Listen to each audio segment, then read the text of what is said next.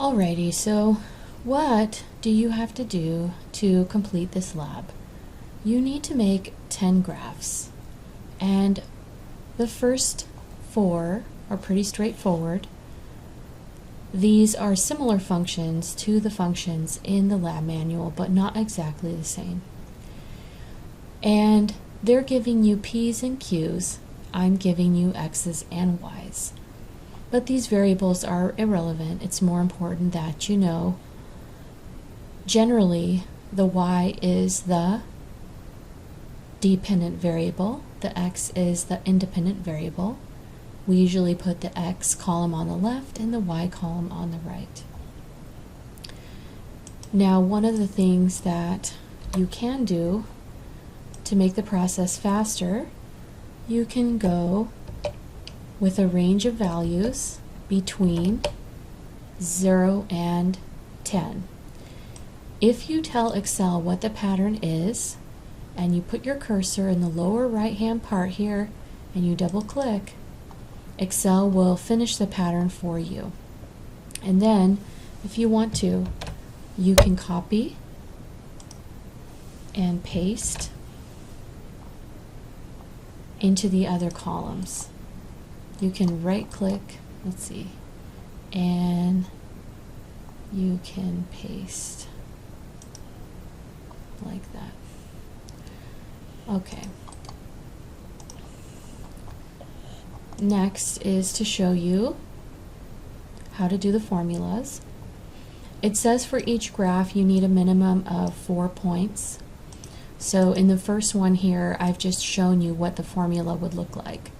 So if your Y value is equal to 5 times the X value, then you type in the formula bar the equals, then you type, or you can grab the box that the X values are in, and if you'll notice, it color codes the text to match the box. So if you have multiple variables, that can be very handy for troubleshooting. Then you would just hit enter, and it should calculate the value. Now these I have formatted as text so that you can see the formula, but if I change it to number, then it should change to the value. Yeah. Okay, remember that if you change it to number, you're going to have to adjust the sig figs to match what you want. Okay, so now here we have our X and Y values, and we can make a graph. You want to highlight all the values from the upper left to the lower right, then go to Insert and go to the XY scatter chart, the one with all the dots, and then apply the steps that we covered in the previous video. Make sure that you have your axes labeled, so add the axis titles, in this case X, or in the case of your lab, maybe P and Q.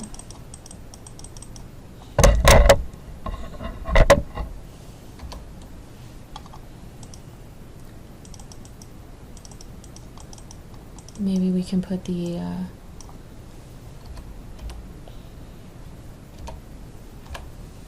formula here. And then for each of these, you want to add the trend line. And you want to make sure that you are showing at least 3 significant figures. It's nice if you remove the grid lines because they're really unnecessary. So this would be plot number 1, and you would do the same thing for this one here. So let's look at the equation for the line for this one. Y equals mx plus b format. So remember that you type in the X values first because the X is your independent variable, and then the formula is your Y. So Y is equal to I don't know why I put 5 here. Y is equal to x times 7 and then plus 15.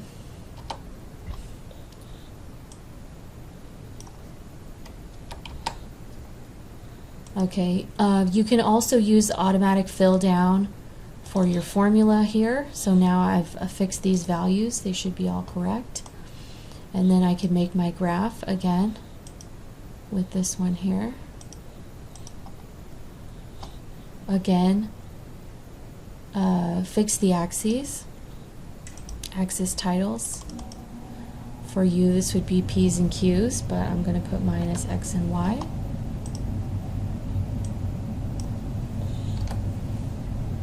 And then you can delete your grid lines.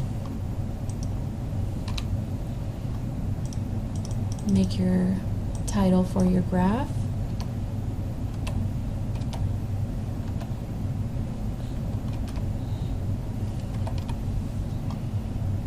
And then see here how the data is not centered in the graph. We might want to adjust our axes so that the data is fitting the space. It's more centered within the graph.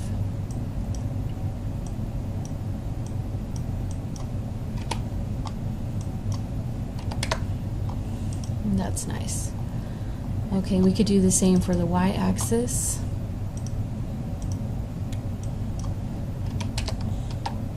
Okay, that looks pretty good. And then we would add our trend line.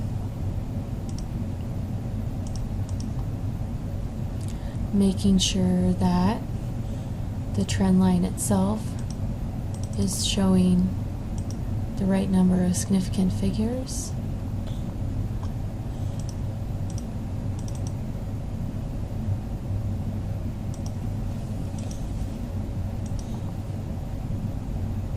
Okay, good. So this would be our second graph. Next we have a function. I believe the original function looked something like this. X times y equals some constant. I've expressed it like this, solving for y, in order to do the formula. So again, I just put these random values for x between the range of 0 and 10. And then I put the formula over here. So in order to get this graph constructed, what I did was I kept the constant 10, and then I multiplied by 1 over the x value. So I have here a range of values. I'm going to make my xy scatter.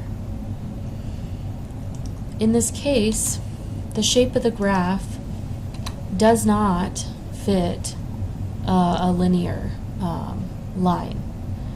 So it doesn't make sense to fit a trend line to this line. If I were to connect these points,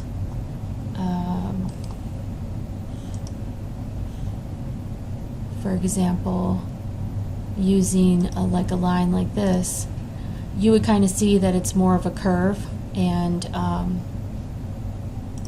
that's why we can't fit this line directly with a straight line graph.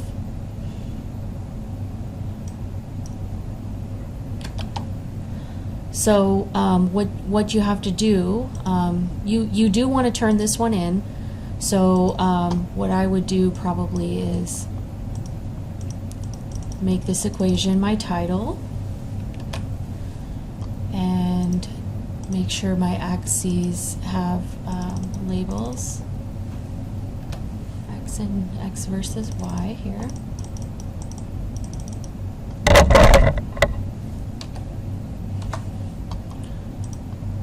And next thing I would do is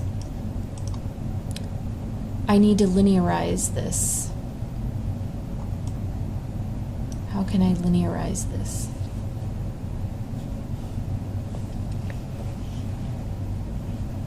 Oh, okay. What I can do is I can graph 1 over x versus y. So in order to make this linear, I'm going to do 1 over x for my x values.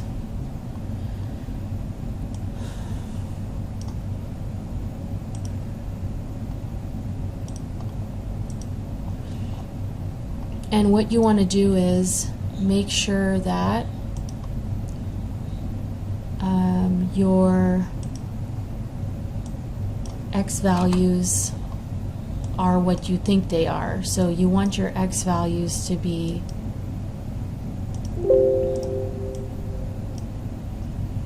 usually x is on the left and y is on the right, but here I have my x values on the right and my y values on the left. So if you highlight these ones first, maybe it'll do it correctly.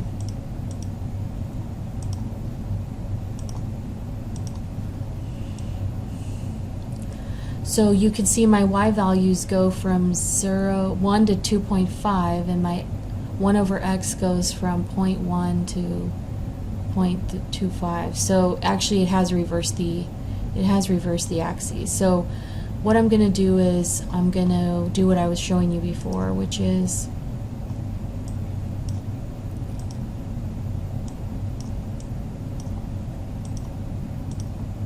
select data, okay, and edit what is the x and what is the y value. So what you're going to do is you're going to specify, I want these values on the x-axis, and I want these values on the y-axis. Okay, make sure that you do that. So now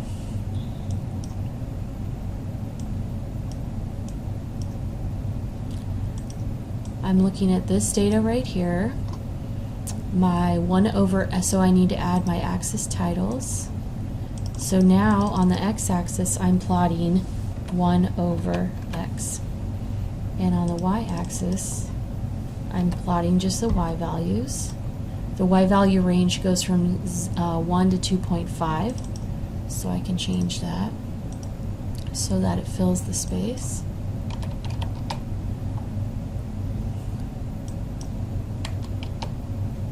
And my x values range from 0.1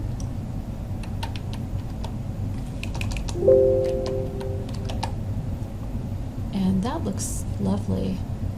Okay, let me just remove my grid lines because I don't need those. And I'm still graphing the same function, but I'm graphing 1 over x versus y. And now I can fit this with a trend line.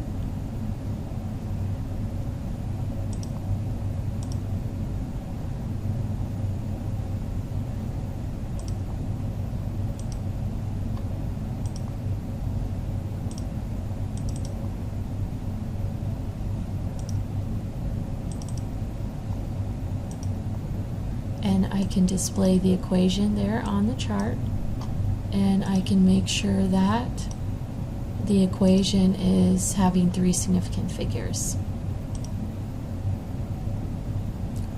Okay, so this is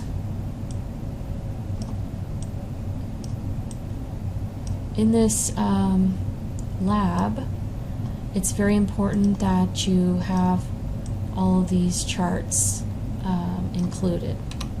So keep track of, you've got to turn in 10 graphs. So this is graph number 1, graph number 2, graph number 3, and then make it linear, which is graph number 4. And that's these values here.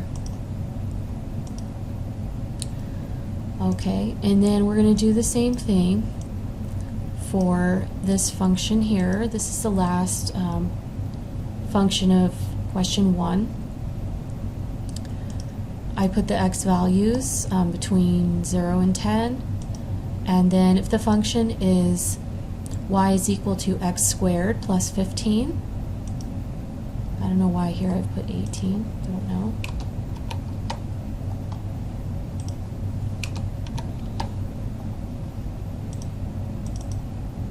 Alrighty, so that's all in agreement. And the way you make something squared is you use shift and the number 6, this little caret, and this is how Excel is understanding something squared. So now if we graph these values, let's see what it looks like. Okay, again, this is an example of a function that is not linear. This is an exponential. So what we're going to have to do is we're going to have to do something to make this a linear graph, because it doesn't make sense to fit a straight line to something that the data is not making a straight line. So here we're graphing just x on the x-axis and y on the y-axis. And our function looks like this.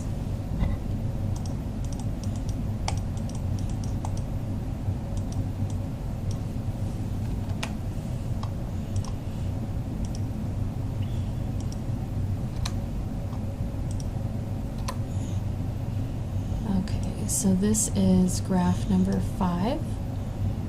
And what would we need to do for this data to become linear? We would need to plot y and on the other axis x squared.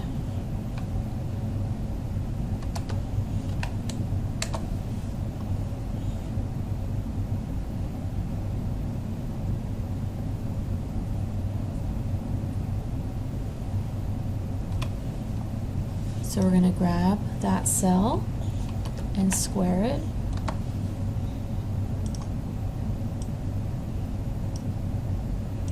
Okay, now we have our values for x squared. We're gonna insert scatter, and we have a nice linear graph, but it's graphing the y values over here and the x values over here. So we're gonna have to flip these again.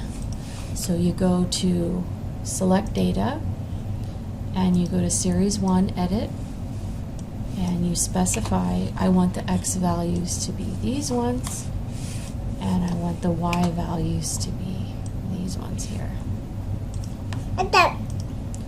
And now we know for sure that this is x squared and versus y.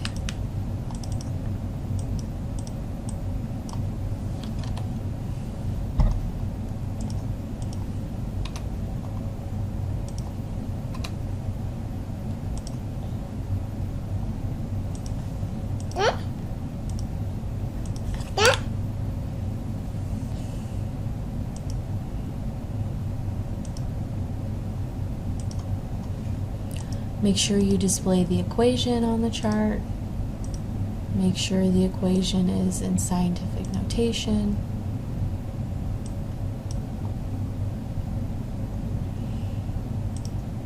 And make sure that your graph has a title.